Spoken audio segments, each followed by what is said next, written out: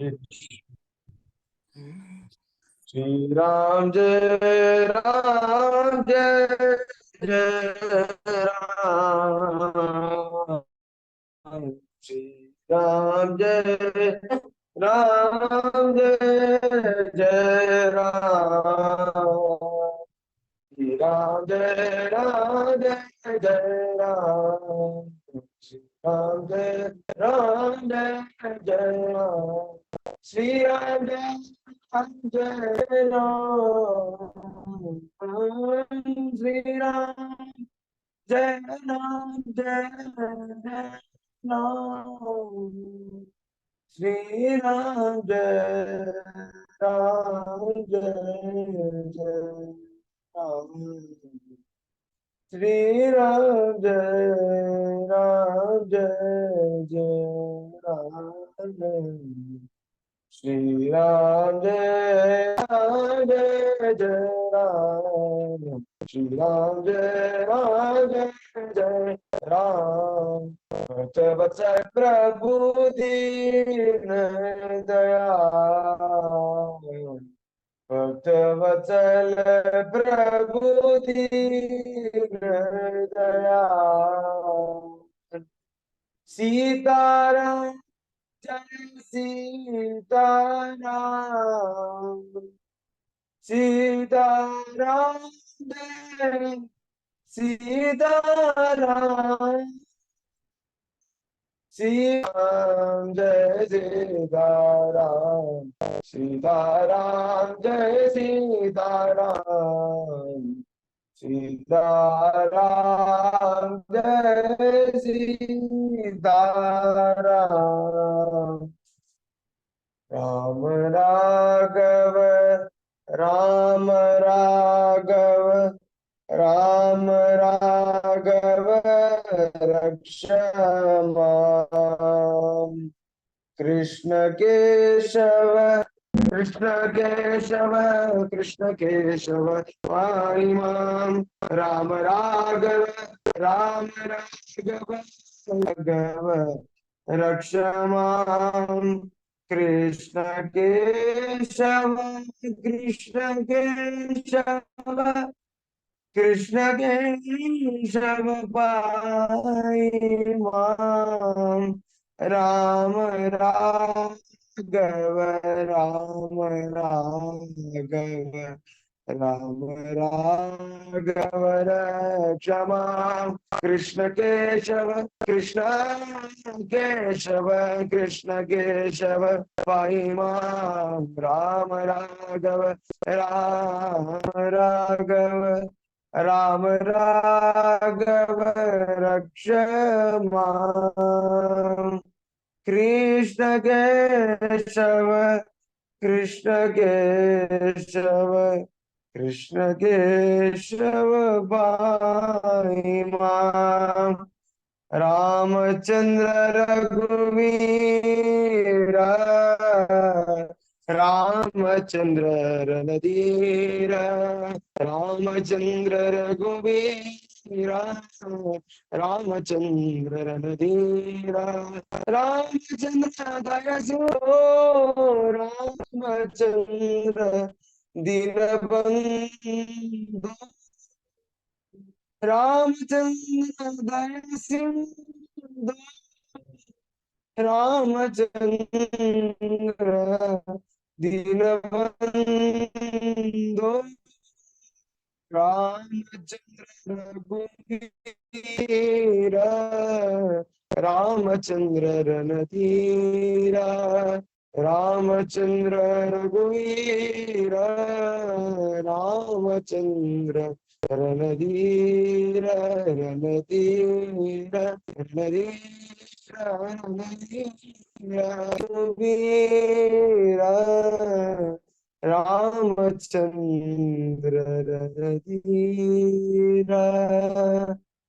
रामचंद्र रघुवीर रामचंद्र रणधीर। रावण रामचंद्र की जय और हनुमान की जय। जय जय श्री सीताराम। Thank you Prabhuji.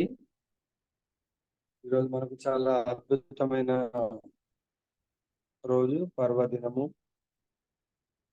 భగవంతుడు శ్రీ రామచంద్రుడు ఆవిర్భవించినటువంటి రోజు. ఈరోజు వీలైతే రేపు సీతారాముల యొక్క గుణగణాలను మనం చర్చిద్దాం. ఈవినింగ్ కూడా భగవద్గీత క్లాస్ తర్వాత కూడా మనం వీలైతే, లేదంటే భగవద్గీత కంటే ముందు రామారాయణకి జయ, గౌనితాయ్ భగవాన్ కి జయ, జగద్గురు ప్రభుపాద की जय, श्री श्रीपाद गुरु महाराज की। ओम अज्ञानतिमिरान्धस्य ज्ञानाञ्जनशलाकया चक्षुरुन्मिलितं येन तस्मै श्रीगुरवे नमः। नमो पादाय कृष्णाय भूतले श्रीमते भक्ति वेदांत स्वामिनिति नामिने। नमस्ते सरस्वती देवी गौरवाणी प्रचारिणे निर्विशेषवादी पाश्चात्यादिशधारिणी। जय श्री कृष्ण चैतन्य प्रभु नित्यानंद श्री अद्वैत गदाधरा श्रीवासदि गौर भक्त वृंद। हरे कृष्णा कृष्ण कृष्ण हरे हरे, हरे राम राम राम हरे हरे। जय श्री श्री सीताराम लक्ष्मण हनुमान की जय, श्री राम कथा की जय। సో రామ్ కథ ఎటువంటిదంటే, మనకు ఆల్రెడీ భగవద్గీతలో చెప్తున్నారు భగవంతుడు. భగవంతుడి యొక్క కథామృతం వినడం వల్ల మనకు ఎటువంటి సుకృతి కలుగుతుంది. జన్మ కర్మ చమేధిభ్యం ఏవం యోగత్వతః, జన్మ కర్మ చమేధిభ్యం ఏవం యో వేత్తి తత్వతః త్యక్త్వా దేహం పునర్జన్మ నైతి మాం ఏతి సో అర్జున. అర్జున, అర్జునుడికి భగవంతుడు చెప్తున్నాను, నా జన్మ మరియు నా దివ్యమైనటువంటి లీలలు ఏవైతే ఉన్నాయో, కర్మలు, అవి ఎవరైతే వింటారో, ఎవరైతే దాని గురించి చర్చిస్తారో వాళ్లకు పునర్జన్మ అంటూ ఉండదు. ఇది లాస్ట్. భౌతిక శరీరం తీసుకోవడం అనేది ఇంకా ఇదే లాస్ట్ అన్నట్టు. ఎవరైతే నిత్యము భగవంతుడి యొక్క లీలలను స్మరిస్తారో, లీలలను శ్రవణం చేస్తారో, కీర్తన చేస్తారో, వాళ్ళకు లాస్ట్ లైఫ్. దీనికి మళ్ళీ లైఫ్ అంటూ ఉండదు. అటువంటి గొప్ప అవకాశాన్ని భగవంతుడు మనకి ప్రసాదించడం జరిగింది. ఈరోజు భగవంతుడి రామాయణంలో మనము ఆదర్శమైనటువంటి పాత్రల్ని మనం చూద్దాము. అవి ప్రతిరోజు చర్చించవచ్చు. దాంట్లో ముఖ్యంగా మర్యాద పురుషోత్తముడైనటువంటి శ్రీ రామచంద్రుడు, తర్వాత సీతాదేవి యొక్క ఆదర్శ జీవితము, ఇంకా దాని తర్వాత రాముడు, సీత తర్వాత లక్ష్మణ స్వామి, వారి తర్వాత భరతుడు, వారి తర్వాత క్షేత్రజ్ఞుడు, దాని తర్వాత భక్త శిరోమణి హనుమంతుడు. ముఖ్యంగా మనము రామాయణంలో చర్చించవచ్చు. మరి ఈ రామాయణ మహాకావ్యాన్ని మనకు అందించిన వారు వాల్మీకి. ఆయన యొక్క పూర్వ చరిత్ర ఎలా, ఆయన ఈ రామాయణ మహాకావ్యాన్ని ఆచార్యులు ఏం చెప్తారంటే, గంగా, యమున, తర్వాత పుణ్య నదులు ఏవైతే ఉన్నాయో, భగవద్గీతను కూడా మనకు భగవద్గీత ఉపోద్ఘాతంలో చెప్పడం జరిగింది. దేంతో పోల్చారు? గీతామృతంతో పోల్చారు. అదేవిధంగా రామాయణ అమృతం. గీతలో ఒక్కసారి కూడా మలిని మోక్షణం పురుషాం జలస్నానం జీవేదనే సకృద్గీతామృత స్నానం సంసార మలనాశం. ఒక్కసారి గీత అనే గంగలో స్నానం చేసినట్టు మునిగినట్టయితే సంసార మలనాశనం అవుతుంది అని చెప్పారు. అదేవిధంగా రామాయణంలో కూడా ఒక్కసారి మనము శ్రవణం చేసినట్లయితే మళ్ళీ మనకు పునర్జన్మ ఉండదు. రాముడి యొక్క సాకేతధామం వెళ్ళే మహద్భాగ్యం దొరుకుతుంది. కాబట్టి దీంట్లో మనము అటువంటి గొప్ప రామాయణాన్ని మనకు అందించినటువంటి వారు వాల్మీకి. ఆయన యొక్క పూర్వ చరిత్ర మనం తీసుకున్నట్లయితే ఆయన వేటగాడుగా ఉంటాడు. ఆయన పేరు రత్నాకరుడు. మరి భగవంతుడు ఎటువంటి వాడిని ఏ విధంగా ఉద్ధరిస్తాడు అనేది ఆ లీలలో తెలుసుకోవచ్చు. రత్నాకరుడు ఆయన అడవిలో అరణ్యంలో కూడా వేటాడుతూ పశువుల్ని ఆయన వేటాడి జీవనం గడుపుతూ ఉంటాడు. పశువులే కాదు, ఆ అడవి మార్గం ఉండే ఎవరైనా వెళ్తే వాళ్ళ దగ్గర దోచుకోవటము, ఆ విధంగా సంపాదించిన ధనంతో తన ఫ్యామిలీని పోషిస్తూ ఉంటాడు. సరే, భగవంతుడు తన యొక్క ప్రతినిధి అయినటువంటి నారదుని పంపిస్తాడు రత్నాకరుని ఉద్ధరించి. ఎందుకంటే ఆయన వచ్చింది కొంతకాలం మనం కూడా మన పాస్ట్ లైఫ్ లైక్ చైల్డిష్ యవ్వనంలో ఎన్నో దుర్మార్గం పనులు చేసి ఉండొచ్చు.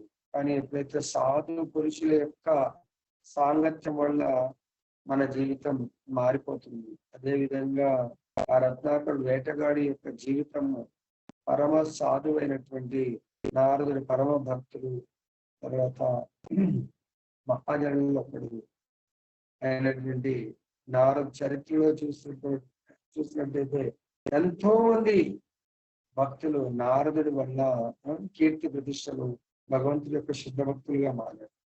సో అలా రత్నాకరుని భగవంతుడినే పరిచయం చేయడానికి సాక్షాత్ రామాయణానికి రామచంద్రుడికి తేడా లేదు, భాగవతానికి కృష్ణ భగవానుడికి తేడా లేదు, గీతకు కృష్ణుడికి తేడా లేదు. ఆ విధంగా ఆ భగీరథుడు ఎంతో తపస్సు చేసి భగవత్ పాద పద్మాల నుంచి వెలువడుతున్నటువంటి గంగను మనందరి కొరకు, ముఖ్యంగా భగీరథుడి పూర్వీకుల కొరకు ఉద్ధరించడానికి కొరకు గంగని వైకుంఠం నుంచి భూలోకానికి తీసుకురావడం జరిగింది. అదేవిధంగా రత్నాకరుడు అనే వేటగాడు భగవంతుడికి సమానమైనటువంటి రామాయణ గాథను మనందరి కొరకు ఈ భూమికి తీసుకురావడం జరిగింది. సో నారదుడు వెళ్ళినప్పుడు ఆ రత్నాకరుడు ఎన్నో జీవులను చంపి సుఖాన్ని అనుభవిస్తా ఉంది. ఇప్పుడు నారదుడు ఆ రత్నాకరుడు ఇక్కడ ఏంటి ఇలా చేస్తున్నావు, దీనివల్ల నీకేం లాభం జరుగుతుంది అంటే, ఇది నా నిజ జీవితంలో నేను చేయవలసినటువంటి కార్యము, నా డ్యూటీ, ఇది నా ధర్మం, ఇది ఇలా చేస్తూ నా ఫ్యామిలీని పోషించమని చెప్పేసి నా పూర్వీకులు నాకు అందించారు, నేను అలా చేస్తున్నాను. అప్పుడు నారదుడు చెప్తాడు,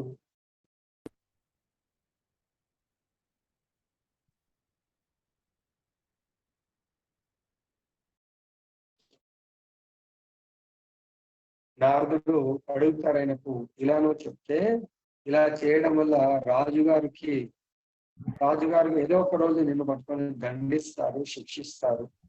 మరి ఆ శిక్షని అనుభవించడానికి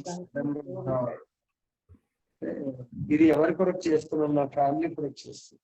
మరి నిన్ను శిక్షిస్తున్నప్పుడు వాళ్ళు విడిపించడానికి కానీ ఈ శిక్షలో మేము కూడా భాగస్వామ్యమని వాళ్ళు ఒప్పుకుంటారా అని అంటే, ఎందుకు ఒప్పుకోరు? అందరం కలిసే కదా చేస్తున్నాం, వాళ్ళ ప్రీత్యర్థం నేను చేస్తున్నాను ఇది ఒకసారి కనుక్కో అంటే అప్పుడు వెళ్ళి వాళ్ళ ఫ్యామిలీ మెంబర్స్ అడిగితే, మేము నీ యొక్క నేరంలో మేము పాలు పంచుకోము, మేము ఆ శిక్షను మేము సగం అంటే షేర్ తీసుకునే ప్రసక్తి లేదు అంట.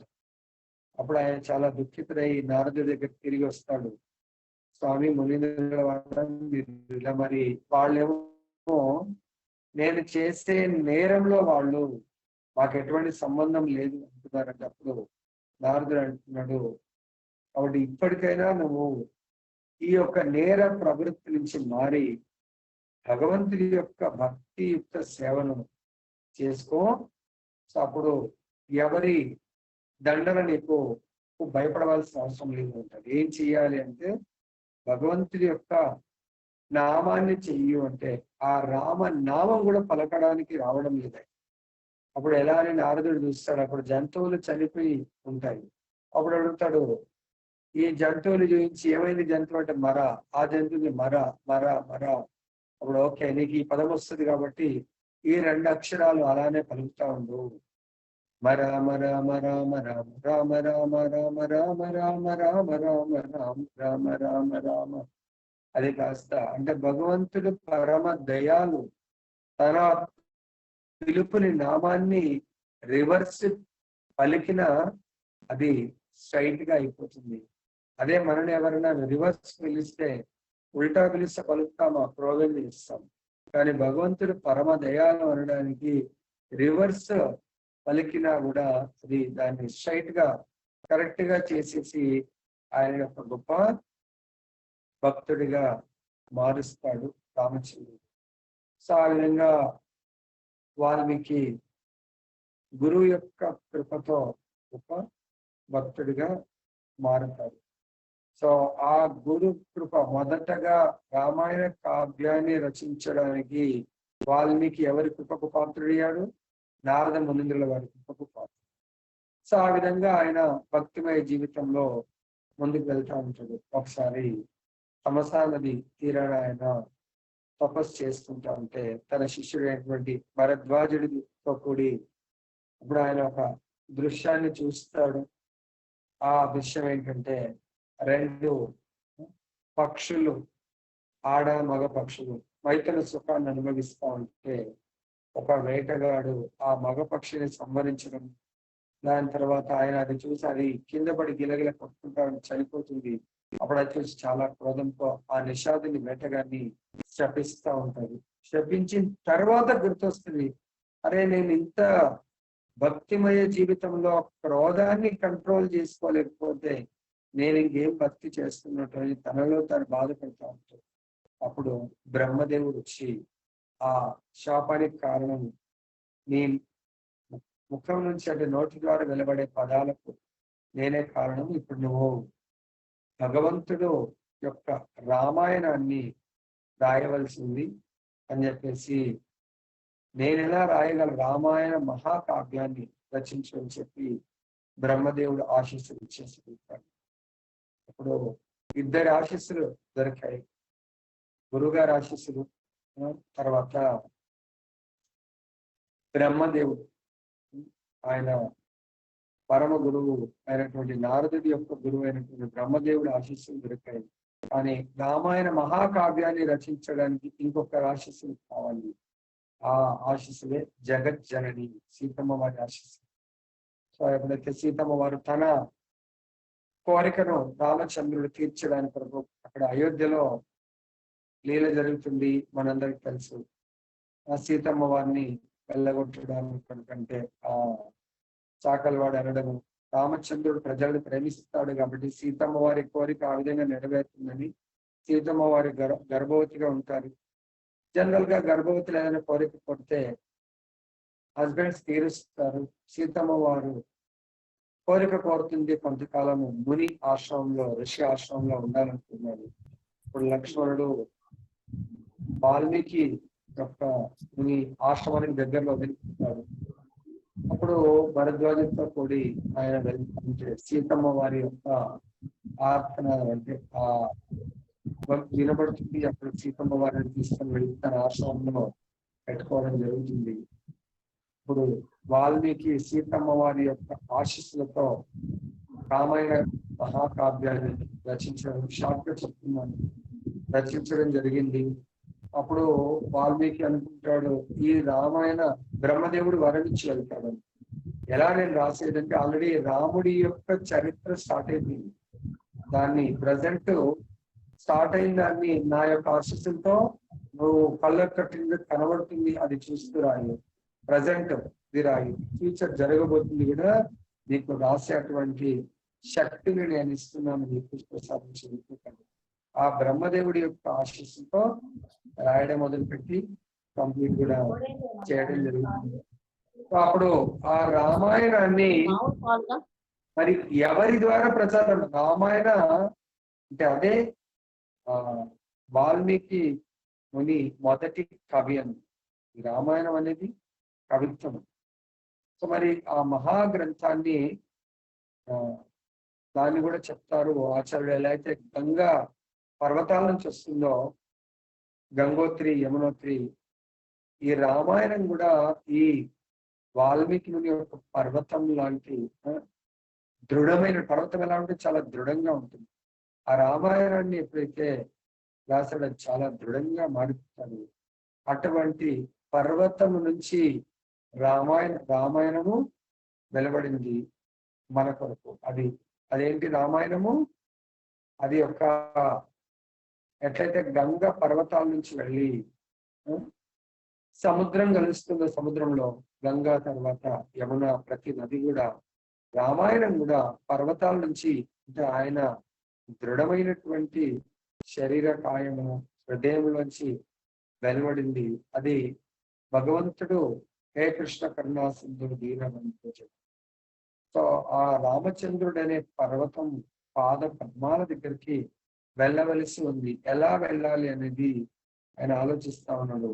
ఈ రామాయణ గాథను మరి ఎవరికి నేను మొట్టమొదటిగా బోధించాలి, ప్లస్ ఇది ఎవరి ద్వారా ఆ సముద్రుడి లాంటి రామచంద్రుడి దగ్గరికి వెళ్ళాలి అని ఆలోచిస్తున్నప్పుడు, అప్పుడు సీతమ్మ వారి ఇద్దరు కుష లవుడు ఇద్దరు ఇలా వస్తాం. అప్పటికే వాళ్ళిద్దరికీ కూడా ధనుర్విద్య, తర్వాత వేదాలన్నీ కూడా, ఉపనిషత్తులు ఇవన్నీ కూడా విద్య బోధించడం జరుగుతుంది. వాళ్ళిద్దరు కూడా సకల శాస్త్ర పారంగతులుగా అయిపోతారు అంత చిన్న ఏజ్ లోని. అప్పుడు అలా వస్తుంటే అప్పుడు అనుకుంటాడు వాల్మీకి, వీళ్ళిద్దరు ఇప్పుడు పర్ఫెక్ట్ గా అర్హత ఉన్నవాళ్ళు ఈ రామాయణాన్ని శ్రవణం చేయడానికి మరియు కీర్తన చేయడానికి, రామాయణ శ్రవణ కీర్తన చేయడానికి వీళ్ళిద్దరు. అదే భాగవతము శ్రవణం పరీక్షిత్ మహారాజ్ చేశారు, కీర్తనం సుఖదేవ గోస్వామి చేశారు. తర్వాత అదే భాగవతాన్ని సూత గోస్వామి నైమిషారణ్యంలో కీర్తన చేశారు, శ్రవణం శౌనకాది ఋషులు చేశారు. కానీ ఇక్కడ రామాయణాన్ని కీర్తన చేయడానికి వాల్మీకి, శ్రవణం చేయడానికి కుశాలవులు, మళ్ళీ అదే శ్రవణం చేసిన దాన్ని కీర్తన చేయడానికి చాలా గొప్ప అర్హత ఉన్నటువంటి వాళ్ళు కుశలవులు. అప్పుడు వాళ్ళు కూర్చోబెట్టి చెప్తారు, హే బిట నాయన కుశలవ, మీకు ఇప్పుడు చాలా దివ్యమైనటువంటి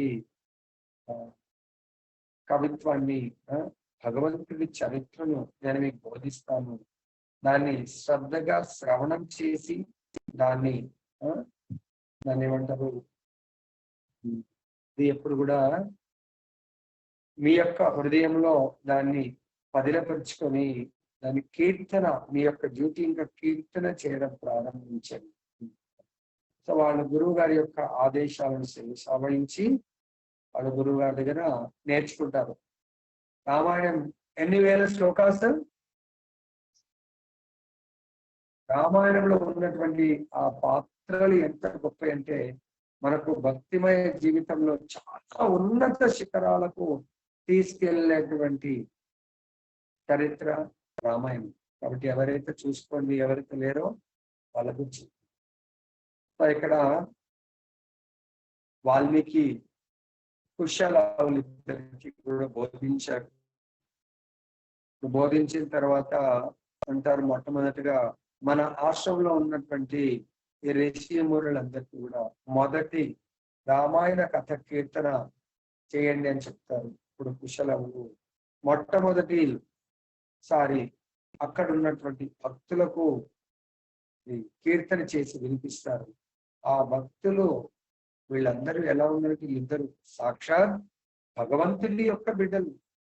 సో కాబట్టి ఇంకా వాళ్ళు పాడుతూ ఉంటే వాళ్ళు ఇంకా వాళ్ళని వాళ్ళు మర్చిపోయారు. వాళ్ళు అక్కడ ఉన్నామా అనేది కూడా మర్చిపోయి వాళ్ళు కంప్లీట్ గా ఆ భగవంతుడి యొక్క లీలలో తన్మయత్వంలో మునిగిపోయారు. అది కంప్లీట్ గా విన్న తర్వాత, రామాయణం విన్న తర్వాత ప్రతి ఒక్కరు కూడా వాళ్ళు అనుకుంటున్నారు, ముని పిల్లలు అనుకుంటున్నారు. వాళ్ళకు ఒకరు కమండలం గిఫ్ట్ ఇస్తా ఉన్నారు, ఒకరు బట్టలు గిఫ్ట్ ఇస్తా ఉన్నారు, ఒకడు దర్బల్ గిఫ్ట్ ఇస్తా ఉన్నారు, ఒక డ్రెస్ గిఫ్ట్ ఇస్తా ఉన్నారు. మునిపుచ్చులు వేసుకుని అవి సో ఆ విధంగా ఒక్కొక్కటి ఒక్కొక్కటి ఇది ఎప్పుడైనా కూడా భగవత్ కథామృతం ఇది ఆచారం. భగవత్ కథామృతం ఎక్కడైనా జరుగుతుంది అంటే ఆ కథామృతం ఫ్రీగా వినొద్దండి ఎప్పుడు కూడా. దానికి ఆ కథామృతం వినిపించడం. ఈవెన్ భాగవత్ సప్తాహం జరుగుతుంది, రామాయణ పూర్వకాలం కూడా అలాగే. మన చిన్ననాటి కాలంలో స్పెషల్ గా ఎండాకాలం ఈ రామాయణం చాలా మటుకు వచ్చి వినిపించేవాళ్ళు భాగవతం. సో హరిదాస్ వాళ్ళు వీళ్ళు వచ్చి వినిపించేవాళ్ళు భాగవత్ సప్తాహం. ఇట్లా ఖచ్చితంగా లాస్ట్ రోజు ఈ దాన్ని ఏమంటారు అన్నదాన భోజనాలు, తర్వాత రామాయణ అయితే రాముడి యొక్క కళ్యాణము అలా చేసి ఆ సీతమ్మ వారి కొరకు రామచంద్రుడికి అలా ఎన్నో గిఫ్ట్లు సమర్పించేవాళ్ళు. కాబట్టి అక్కడ ఇది రామాయణం కానీ భాగవతం కానీ వినే పద్ధతి అన్నమాట. మనకు ఎవరైనా వినిపిస్తున్నారు అంటే అంత గొప్ప కార్యం మనకు, అంటే మనని పునర్జన్మ లేనటువంటి విధంగా మనకు అంత గొప్ప వరాన్ని ప్రసాదిస్తున్నారంటే మినిమం అది కృతజ్ఞత భావంతో మనం ఉండాలి. ఎంత అనేది కాదు, పత్రం పుష్పం పళ్ళు కానీ లేకపోతే మనకు వచ్చిన లక్ష్మి కానీ వివిధ రకాలుగా. సో ఎప్పుడైతే ఆ విధంగా విన్న తర్వాత మళ్ళీ దాంట్లో కొంతమంది సో తీర్థయాత్రకు వెళ్ళాలి అనుకున్నారు. తీర్థయాత్రలో ముఖ్యంగా అయోధ్య వెళ్దాం అనుకుంటున్నాం అని చెప్పేసి వాల్మీకి చెప్తే వాల్మీకి అంటారు ఓకే, సో మరి ఈ భగవంతుడి యొక్క రామాయణ కథామృతాన్ని తీసుకొని వెళ్ళండి ఇలా కుశలవరం అని చెప్పేసి వాళ్ళతో కూడి వెళ్తా ఉంటారు. వెళ్ళేటప్పుడు వాళ్ళు పాడుతూ ఉంటే కొన్ని వందల మంది జాయిన్ అయిపోతారు. అలా పాడుతూ వెళ్తే అయోధ్యకి రీచ్ అయినప్పుడు అందరూ ఆ రామాయణ గాథను వింటూ తన్మయత్వంలో మునిగిపోయారు. రామచంద్రుడికి తెలుస్తుంది ఈ ముని బాలురు రామాయణ గాథను వాళ్ళందరికీ వినిపిస్తున్నారని, రామాయణ అమృతాన్ని. అప్పుడు వాళ్ళిద్దరిని కూడా తన యొక్క రాజప్రసాదానికి పిలిచి అక్కడ కీర్తన చేయమని చెప్పేసి చెప్పడము. వీళ్ళందరూ కూడా రాజమాతలు తన సహోదరులందరూ కూడా ఆ రామాయణ గాథను వింటా ఉంటారు. సో ఇక్కడ రాముడి యొక్క రామాయణము రచించడము, రామాయణం యొక్క ఏమంటారు కథ ప్రారంభం ఈ విధంగా అయింది. సో రాముడి యొక్క చరిత్ర, రాముడి జననానికి ముందు వాళ్ళ యొక్క వంశ వృక్షము మనం చూసినట్లయితే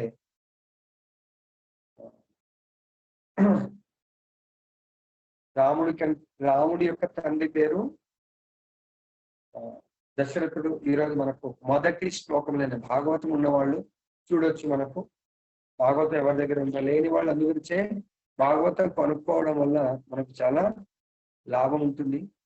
మొదటి శ్లోకంలో 10వ అధ్యాయంలో మొదటి శ్లోకంలో చెప్పారు, సుఖదేవ్ గోస్వామి కట్వాంగ మహారాజు యొక్క పుత్రుడు దీర్ఘబాహువు యొక్క తనయుడు రఘు యొక్క తనుడు అజుడి యొక్క తనయుడు దశరథ మహారాజు, దశరథుడి యొక్క కుమారుడు రామచంద్రుడు.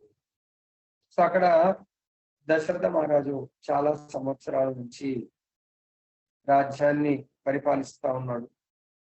సో కానీ సంతానం లేదు. సంతానం లేకుంటే ఎవరికైనా కూడా పెళ్ళైన తర్వాత సంతానం లేకుంటే ఇంకా లైఫ్ అంతా కూడా బోరింగ్ గా ఉంటుంది. ఇంకెందుకులే మా జీవితం అని చెప్పేసి అనుకుంటా ఉంటున్నాడు. అప్పుడు ఆయన వశిష్ఠుని అడుగుతాడు, గురుదేవ్ నేను చాలా సంవత్సరాలు అయిపోయింది పరిపాలించి, సో నేను ఈ యొక్క రాజ్యాన్ని నా నెక్స్ట్ సక్సెసర్ కు అప్పచెప్దామంటే సంతానం లేదు. సో కాబట్టి ఈ సంతానం కొరకు యజ్ఞాన్ని అష్టమేధ యజ్ఞాన్ని మనం తలపెడదాం అని చెప్పేసి అంటారు. అప్పుడు వశిష్ఠుడి యొక్క ఆధ్వర్యంలో యజ్ఞాన్ని తలపెడతారు. ఆ యజ్ఞం ఇంకా దాని యజ్ఞం తలపెట్టడానికి కూడా ఆ యజ్ఞాన్ని ఎవరు నిర్వహిస్తారు? ఋషి శృంగి. సో ఆయన చాలా మహాత్ముడు. ఆయన యొక్క చరిత్ర కూడా చాలా గొప్పగా ఉంటుంది. విభాండ అనే అతని యొక్క కుమారుడు అనే ఋషి శృంగి ఈ యజ్ఞం చేయడం వల్ల యజ్ఞ బృందంలోంచి విష్ణు మహాప్రసాదాన్ని ఇవ్వడం, దాని ద్వారా ఈ ముగ్గురు భార్యలకు ఈక్వల్ గా అది ప్రసాదం ఇవ్వడం, దాని ద్వారా రామచంద్రుడు కౌసల్యాదేవికి, సుమిత్రకు కవల పిల్లలు అంటే లక్ష్మణుడు, శత్రుఘ్నుడు, కైకేయికి భరతుడు జన్మించడం జరిగింది.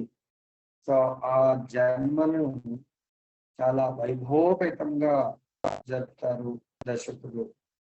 సో ఆ విధంగా వీరి యొక్క జననం జరిగింది. ఈ రోజు మనము రామచంద్రుడి యొక్క గుణగణాలను మనం చర్చిద్దాము. మనకు ముఖ్యంగా భగవంతుడి యొక్క గుణగణాలు చర్చించాలి. రామాయణం మీద అందరికీ తెలుసు. సో రామచంద్రుడు ఏంటంటే రఘుకులం అంటారు.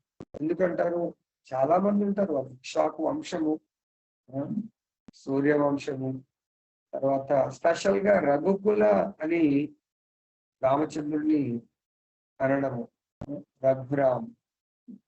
సో రఘుకుల శిరోమణి శ్రీ రామచంద్రుడు ధర్మ స్వరూపుడు.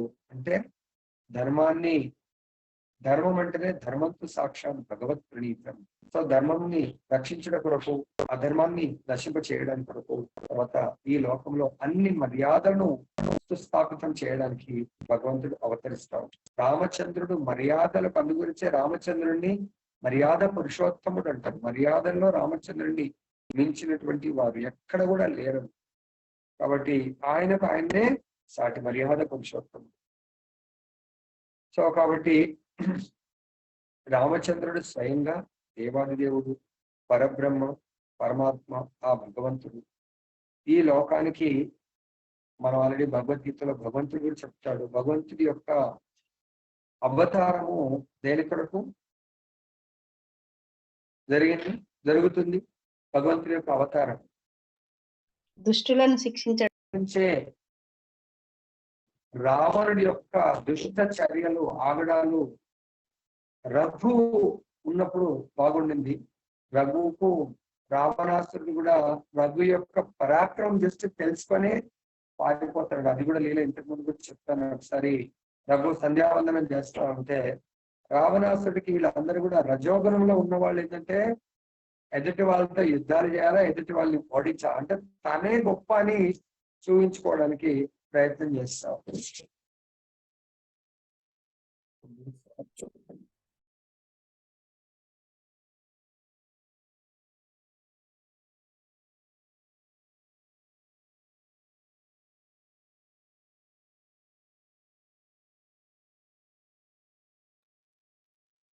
కాబట్టి ఒకసారి రావణాసురుడు రఘు గురించి విని యుద్ధం చేయడానికి చాలా కోరికతో అయోధ్యకు వచ్చి రఘు సంధ్యావందనం చేస్తా ఉంటే అప్పుడు అడుగుతాడు, నాకు మీతో యుద్ధం చెయ్యాలని ఉంది అని. ఇప్పుడు రఘు అంటాడు, నేను క్షత్రియుని, నువ్వు బ్రాహ్మణుడి. సో రావణుడిని యుద్ధం చేయడానికి ఆయనకు అంత ఇష్టం ఉండదు అన్నట్టు. అయినా కూడా రావణుడు లేదు నాతో నువ్వు యుద్ధం చేయవలసిందే అని చెప్పేసి అంటాడు. ఎంత చెప్పినా వినడు. ఎవరు? రావణుడు మూర్ఖంగా ఉంటాడు.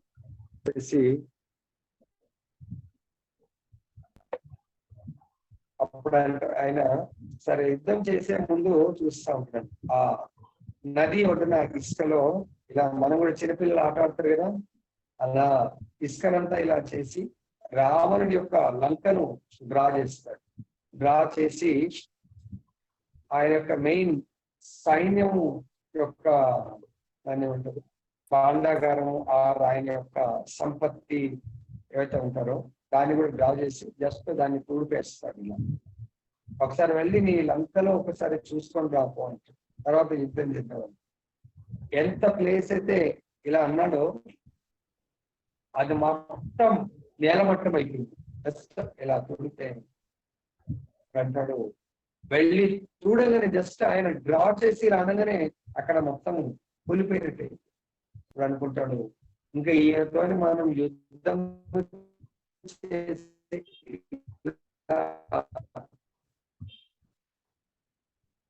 పిక్చర్ డ్రా చేసి తుడిపేస్తే నా లంక మొత్తం ఇంకా నేను పెట్టుకున్నట్టు నయమైంది. ఆయన ఎంత తుడిపేశాడో అది మొత్తం సముద్రంలో కలిసిపోయినాడు. ఆయన నయమైంది మొత్తం లంకని రానింటే దాని మొత్తం లంక అంతా కూడా సముద్రంలో కలిసిపోయేది అని చెప్పేసి అనుకొని మళ్ళీ రఘు దగ్గరికి వెళ్ళి యుద్ధం గురించి ఆచే రఘుకుల అని చెప్పేసి రామచంద్రుని వాడతాము. సో విధంగా అంత గొప్ప వీరుడు రఘు ఆయన యొక్క వంశంలో జన్మించారు రామచంద్రుడు. మళ్ళీ రామచంద్రుడు సాక్షాత్ భగవంతుడు. సో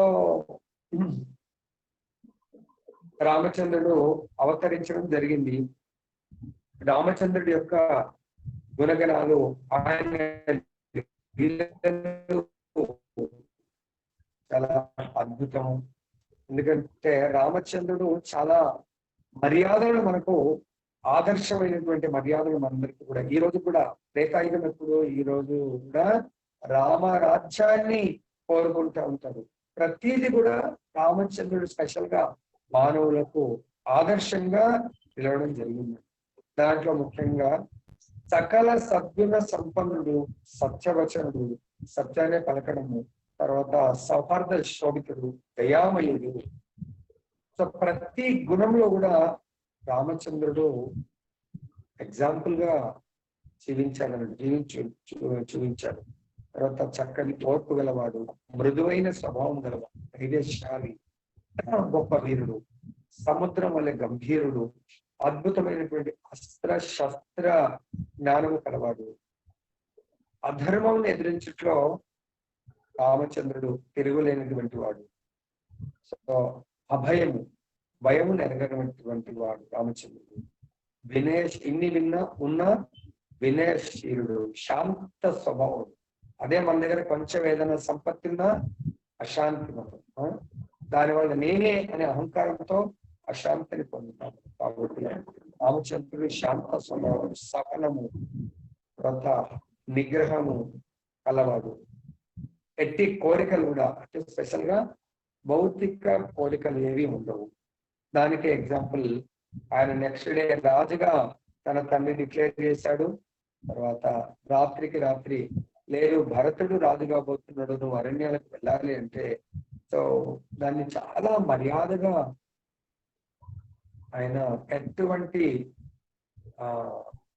చలనం అంటే తన యొక్క మనస్సు అశాంతికి గురి కాకుండా చాలా ఆనందానికి లోనవుతాడు రామచంద్రుడు. ఎటువంటి కోరికలు స్పెషల్ గా మరి రామచంద్రుడు అటువంటి వాడు, భగవంతుడు ఏ విధంగా ఉండాలి అనేది మనందరం కూడా ప్రజలందరూ గ్రహించాలి. నీతి నిజాయితీ ఉన్నాడు. తర్వాత ప్రేమమూర్తి, భగవంతుడు కేవలము ప్రేమని పంచేటువంటి వాడు, త్యాగశాలి. నెక్స్ట్ డే తనకు రాజ్యం రావాల్సింది కానీ తన తమ్ముడికి రాజవుతున్నట్టు చాలా ఆనందపడతాడు. త్యాగాన్ని చేయడంలో రామచంద్రుడు తనకు తానే సాగాడు. తర్వాత రామచంద్రుడు ఏకపత్ని వ్రతుడు. ప్రజలను ఎప్పుడు కూడా ఆనందమయ జీవితాన్ని ప్రజలకు ఇస్తా ఉంటాడు, రజింపజేస్తా ఉంటాడు. తర్వాత బ్రాహ్మణులను, తండ్రులను, పెద్దలను, గురువుల పట్ల చాలా గొప్ప మర్యాద కలవాడు రామచంద్రుడు. అదేవిధంగా అంటే మన సంఘంలో ఎన్ని రకాల మర్యాదలు ఉన్నాయి అవన్నీ కూడా ఆ గుణగణాలను బోధిస్తాం. సోదరుల యందు ప్రేమ అనురాగం కలవాడు, స్నేహశీలి, స్నేహితుల పట్ల కూడా చాలా ప్రేమతో ఉండేవాడు. శరణాగత వత్సలుడు, ఎంత శత్రువైనా కూడా తన దగ్గరకు వచ్చి శరణాగతి పొందితే వాళ్ళకు అభయం ఇచ్చేవాడు భగవంతుడు. అదేవిధంగా సరళ స్వభావం, కాంప్లికేటెడ్, మనందరం కూడా భక్తి చేస్తూ ఉంటాము కానీ సరళత్వం ఉండదు. అనేది ప్రభుపాద గారు చెప్తారు, simple living high thing. Simple గా ఉండాలి మన యొక్క జీవన విధానం, కాంప్లికేటెడ్ ఉండదు, చాలా సింపుల్. ఆజ్ఞ పాలన అంటే ఆజ్ఞను పాటించడంలో సాటి లేనిటువంటి వాడు. దశరథుడు ఆజ్ఞాపించాడు, రామచంద్రుడు ఎందుకు చెయ్యాలి అని అనలేదు. చేయడమే, తండ్రి యొక్క ఆజ్ఞను పాటించడమే తన ధర్మంగా స్వీకరించాడు. అదేవిధంగా సాధువులను సంరక్షించుట, దుష్టులను శిక్షించుట, సాధువులను సంరక్షించుట. మొట్టమొదటిగా సాధువులను సంరక్షించే బాధ్యత ఎప్పుడు తీసుకున్నాడు? 16 సంవత్సరంలో ఏజ్ లో విశ్వామిత్రుడు వచ్చినప్పుడు సాధువులను యజ్ఞాన్ని సంరక్షించే బాధ్యత తీసుకొని ఆయన రాక్షసులను మారించే స్వభావం సంహరించాడు, కాకటిని సంహరించాడు, దుష్టులను శిక్షిస్తా ఉంటాడు రామచంద్రుడు. తర్వాత ఇవన్నీ ఉన్నాయి కాబట్టి లోకప్రియుడు, లోభి గుణము, లోభ గుణము లేనటువంటి, అంటే నాకే కావాలి, నేనే ఎంజాయ్ చేయాలి, నేనే భోక్తను, ప్రతిదీ నాకే కావాలి. అందువచ్చే దీంట్లో మనం కూడా నాకే కావాలి, త్యాగ గుణము, ఇవన్నీ కూడా మనం రామచంద్రుడి ద్వారా తెలుసుకోవాలి. లోభ గుణం అంటే సింపుల్ ఎగ్జాంపుల్ మనము ఎక్కడైనా తీసుకోవచ్చా? సో ఈ విధంగా భగవంతుడు రామచంద్రుడి యొక్క లీలలో మనం చూసినట్లయితే మర్యాద పురుషోత్తముడు రామచంద్రుడి యొక్క మాతృభక్తి. సో దాంట్లో తల్లి యొక్క కోరిక, ముఖ్యంగా రామచంద్రుడు రాజ్య పట్టాభిషేకానికి దూరం అవడానికి కైకేయి యొక్క కోరిక, ఆ కోరికనే తండ్రి ద్వారా, తండ్రి తన తల్లికి మాట ఇచ్చిన దాన్ని తీర్చడానికి కొరకు వాళ్ళు ఆడిన మాట తప్పనటువంటి వంశం. సో కాబట్టి తండ్రి ఎప్పుడో వరం ఇచ్చాడు కైకేయికి, ఆ వరాన్ని ఇప్పుడు కోరుకున్నది. సో ఆ అటువంటి, అంటే చూడండి, నెక్స్ట్ డే రాజు కావాలి, కానీ సీనరీ మారిపోయింది. ఆయన వాళ్ళు రాజు కాకుండా పర్వాలేదు, అరణ్యానికి వెళ్ళిపోవాలి అనేది కూడా మాతృభక్తి. తల్లి కోరుకున్నది కాబట్టి చాలా సంతోషంగా ఆ కోరికని నెరవేర్చాడు రామచంద్రుడు. అదేవిధంగా పితృభక్తి.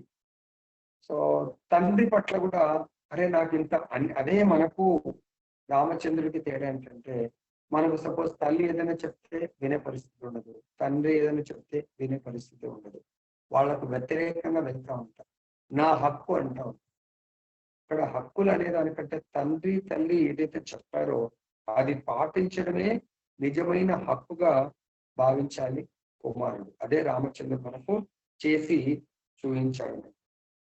తండ్రి కోరాడు, రామ, భరతుడు, అది ధర్మానికి విరుద్ధమే, కానీ అది ఎందుకు కోరవలసి వచ్చిందంటే, నిన్న మొన్న లీలలో విన్నాను, కౌసల్యాదేవిని పెళ్లి చేసుకుంటాడు, పిల్లలు కాలేదు, సుమిత్ర పెళ్లి చేసుకుంటే పిల్లలు కాలేదు, తర్వాత కైకేయిని పెళ్లి చేసుకుంటాడు. పెళ్లి చేసుకోవడానికి కేకయ్య రాజ్యానికి వెళ్తాడు.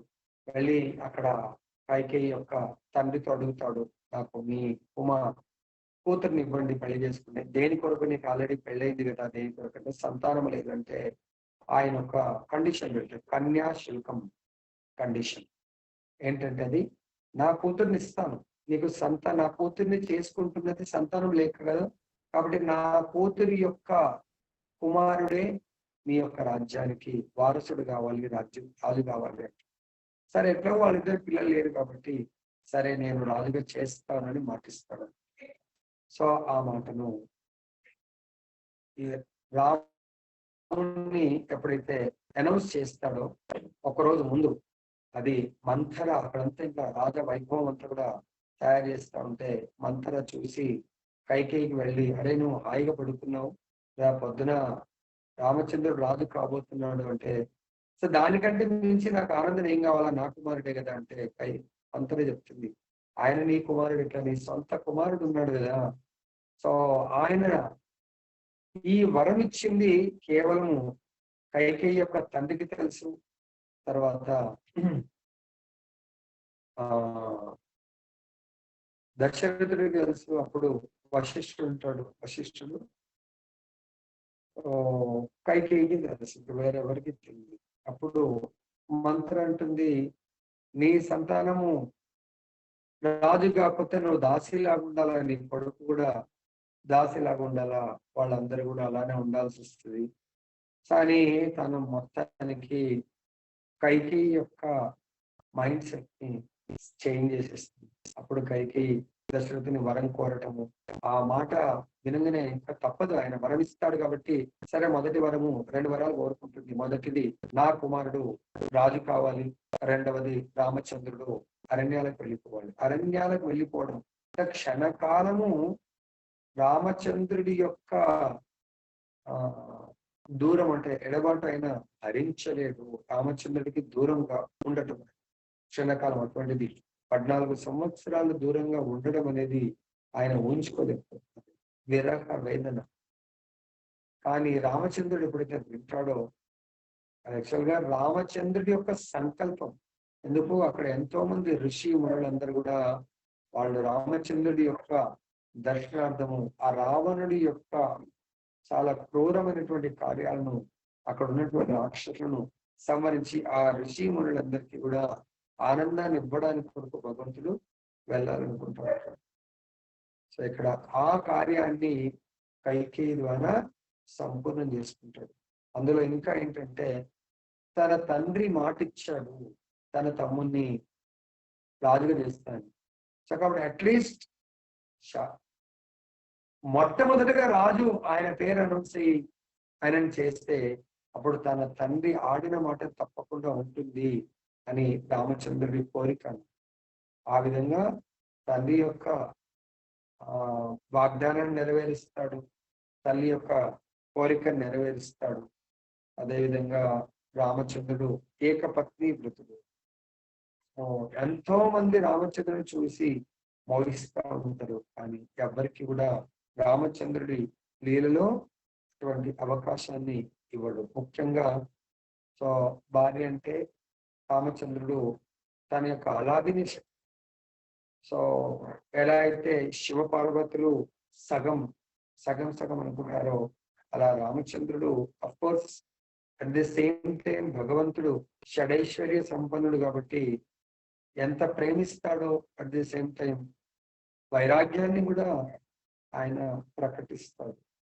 సో సీతమ్మ వారు వెళ్ళిపోయినప్పుడు ఆ ప్రేమలో రోధిస్తాడు. సో దుష్టుడు దుర్మార్గుడు రావణాసురుడు తీసుకొని వెళ్ళిండు, ఆయనని సంహరించాల్సి వస్తుంది కాబట్టి ఆయన సంహారానికి ఎవరెవరైతే తనకు సహాయం చేశారో ఆ సాయంలో ముఖ్యంగా సుగ్రీవుడు, వానరులందరూ కూడా చాలా సహాయం చేస్తారు. అదేవిధంగా జటాయువు, వీళ్ళందరికీ కూడా భగవంతుడు తన యొక్క ప్రేమని పంచడం జరిగింది. కృతజ్ఞత భావంగా మొట్టమొదటి తన రాజ్యం గురించి ఆలోచించాడు, సీతమ్మ వారి గురించి కూడా ఆలోచించకుండా వాలిని చంపి సుగ్రీవుడికి రాజ్యాన్ని ప్రసాదిస్తాడు భగవంతుడు. ఆ విధంగా భగవంతుడి యొక్క గుణగణాల్లో ముఖ్యంగా ఏంటంటే ఎవరైనా చెడు చెప్పారంటే దానికి వినకుండా చెవులు మూసుకోవడం, చెడు ఎక్కడ ఉంది అంటే కళ్ళు మూసుకోవడం, అంటే దాని గురించి పట్టించుకోవడం. అదే మంచి ఎవరైనా చెప్పారు, మంచి చేశారు అంటే దాన్ని శాశ్వతంగా గుర్తు పెట్టుకునే ఒక గొప్ప గుణము భగవంతుడికి రామచంద్రుడికి.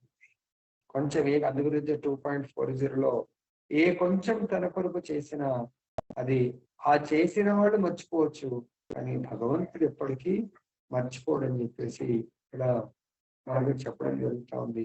సోదర ప్రేమ అంటే అందు గురించే రామచంద్రుని ఎగ్జాంపుల్ గా తీసుకుంటాడు. సోదరుడి కొరకు తన రాజ్యాన్ని కూడా వదిలిస్తాడు రామచంద్రుడు. ఆ సోదరులో కూడా అదే ప్రేమ ఉంది నలుగురు కూడా ధర్మానికి పరాకాష్ట. ఇంకా ఏ అవతారంలో కూడా ఇటువంటి ధర్మాన్ని చూపించలేదు. 4 ధర్మాలని భగవంతుడు ఒకే లీలలో చూపిస్తారు.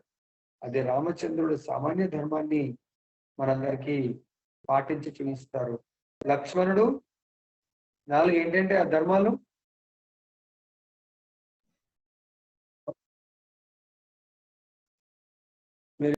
ఇప్పుడు నేను చెప్తాను. రామచంద్రుడు సామాన్య ధర్మం ఎందుకంటే భగవంతుడు ఈ సొసైటీలో పాటించవలసిన ధర్మాలు, తల్లి మాట వినటము, తండ్రి మాట వినటము, సోదరులందరినీ కూడా ప్రేమతో చూడటము, సోదరుల కొరకు త్యాగం చేయటము. తల్లి తండ్రి చెప్పడం అంటే తన జీవితమే త్యాగం చేయొచ్చు వాళ్ళ కొరకు, ఎందుకంటే వాళ్ళిద్దరు నాకు జీవితాన్ని ఇచ్చారు కాబట్టి వాళ్ళ కొరకు అంకితం చేయాలి. తల్లి తండ్రికి అది వాళ్ళు చెప్పిన మాట ఇంకా దాంట్లో క్వశ్చన్ రైజ్ చేసే ప్రసక్తి లేదన్నట్టు. ఓకే, నెక్స్ట్ సోదర భావము, తర్వాత అన్ని ఇంకా ఫ్రెండ్షిప్ అంటే ఎగ్జాంపుల్, ఫ్రెండ్స్ కొరకు ఏమైనా చేస్తాడు అటువంటిది. భార్యను కూడా ఏకపత్ని వృతుడు. సో అది ఇంకా రామచంద్రులాగా ఉండడం అనేది ఇంపాసిబుల్ లాగా. అంత ప్రజలను సేమ్ తన కుశలం ఎంత ప్రజలను కూడా అంతే ఈక్వల్ గా కన్న బిడ్డలుగా చూస్తాడు. ఒక ప్రజలలో ఒక మామూలు ప్రజానికం ఒక డౌట్ రైజ్ చేసినందుకు భార్యను కూడా వదిలేయడం జరుగుతుంది. కోర్స్ అది లీల, మనం అనుకరించలేము. భార్య కూడా కోరుకున్నది కాబట్టి సో ముని ఋషి ఆశ్రమంలో ఉండాలని చెప్పేసి భగవంతుడు భక్త వత్సలుడు. సో భక్తులు ఏది కోరితే అది తీరుస్తూ ఉంటాడు. అదేవిధంగా భగవంతుడు శరణాగత వత్సలుడు. శరణాగతి ఎవరు పొందితే వాళ్ళ కొరకు ఏమైనా చేయడానికి రెడీగా ఉంటాడు. సో దానికే మనకు ఆచార్యులు కూడా చెప్తారు, భరత్ ఎవరు విభీషణుడు వచ్చి శరణాగతి పొందాడు, లంక ఇస్తాను. ఇక రావణాసురుడు కూడా శరణాగతి పొందితే ఆయనకి ఏమి ఇస్తారు, ఇచ్చేవాళ్ళు అని అడుగుతారు. ఇస్తారంటే నా అయోధ్యని రావణుడికి ఇచ్చేస్తాను. మరి భరతుడికి ఏమి ఇస్తారంటే నా సాకేతాన్ని ఇస్తారు. మరి ఆంజనేయ స్వామికి ఏమి ఇస్తారంటే నా హృదయంలో ఆంజనేయుడికి స్థానం, నా హృదయ మందిరాన్ని ఇస్తాను. అట్లా భగవంతుడు ఎవరైతే శరణాగతి పొందుతారో వాళ్ళ కొరకు ఏదైనా ఇవ్వడానికి రెడీగా ఉంటారు. తర్వాత ఇది భగవంతుడి యొక్క గుణగణం. అదేవిధంగా ఇంకెన్నో ఉన్నాయి. లక్ష్మణుడి గుర్తుపెట్టుకోండి. లక్ష్మణుడు విశేష ధర్మం ఏంటంటే ఈ యొక్క దాని డెఫినేషన్ నిర్వచనం గుర్తుంటే మర్చిపోము. భరతుడి క్వాలిటీ ఏంటి ఇది, కాబట్టి ఇది విశేషతర ధర్మం వస్తుంది అని చెప్పేసి మనం గుర్తుపెట్టాం. లక్ష్మణుడు కేవలము రామచంద్రుణ్ణి సేవించడమే ధర్మం, అంతే వేరే ఏం లేదు. ఆయన రామచంద్రుని సేవ చేయటము తన జీవిత లక్ష్యం, అది విశేష ధర్మం. రామచంద్రుడు తప్ప ఆయనకి ప్రపంచంలో ఎవరు అవసరం లేదు, అది విశేష ధర్మం. భరతుడు రామచంద్రుడి కాదు, రామచంద్రుడి యొక్క ఆజ్ఞను పాటించడం విశేషతర ధర్మం. అంటే భగవత్ ఆజ్ఞ, భగవంతుడి యొక్క శుద్ధ భక్తుడు గురువు భగవత్ ప్రతినిధి అయినటువంటి గురువు ఆజ్ఞను పాటించడమే తన జీవిత లక్ష్యం. ఇంకే అక్కడ వేరే ఏమీ లేదు. ఇక గురువు ఆజ్ఞ పాటించడమే నా జీవితం యొక్క అత్యంత ఉన్నతమైన లక్ష్యం, అది విశేషతర ధర్మం. భరతుడు జీవితం మొత్తం కేవలం రామచంద్రుడి ఆజ్ఞ పాటించడం కొరకే జీవితాన్ని గడిపాడు. విశేషత్వం అనేది గుర్తుపెట్టుకోండి. గురువు గారి యొక్క భగవత్ ఆజ్ఞ ఎవరైతే పాటిస్తున్నారో అటువంటి శుద్ధ భక్తుడి ఆజ్ఞను పాటించడమే తన జీవిత లక్ష్యంగా తీసుకుంటాడు శత్రుఘ్నుడు. సో కాబట్టి రామచంద్రుని అంటే భగవంతుని సేవించడం అనేది విశేష ధర్మము. భగవంతుడి యొక్క ఆజ్ఞను పాటించేది అంటే వాయిస్ పోతుంది. భగవద్గీత ఆజ్ఞలను, భాగవత ఆజ్ఞలను, రామాయణ యొక్క ఆజ్ఞలను అంటే దాంట్లో ఉన్నటువంటి వచనాలను పాటించడము విశేష ధర్మం. విశేషత్వం అంటే మేబీ భగవంతుడి వాయిస్ బ్రేక్ అవుతుందా? సో కాబట్టి ఇక్కడ ఇప్పుడు ప్రభుజీ హరే కృష్ణ. ఇంతకుముందు బ్రేక్ అయింది, ఇప్పుడు మెరుగైంది. ఓకే, అయితే మనం ఇక్కడ గుర్తించాలి, ఈ రామాయణం ద్వారా ఈ 4 ధర్మాలను భగవంతుడు మనందరికీ నలుగురు ద్వారా 4 ధర్మాలను మనకు బోధించారు. ఆ 4 ధర్మాలను మనం ఎప్పుడు స్మరిస్తావు మనకు నిజ జీవితంలో దాన్ని అమలు పరచడంలో మనం సక్సెస్ అవుతే మన జీవితం సక్సెస్ అయినట్టు.